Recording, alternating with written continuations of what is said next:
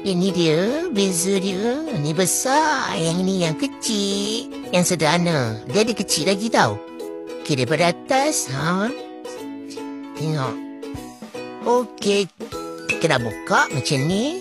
Kat dalam dia buku nak letak ni. Okey, ni lapik dia. Besar tau. Boleh masuk berapa ekor kucing ni. Nah, ini saiz kecil. Saiz sederhana. Boleh masuk dalam 2 ekor kucing besar lah. Yang ini boleh masuk dalam 3 ekor kucing besar 4 kg tu. Tapi sempit lah, berondok-ondok. Tapi 2 ekor cukup kot. Wih, besar lah, puas hati.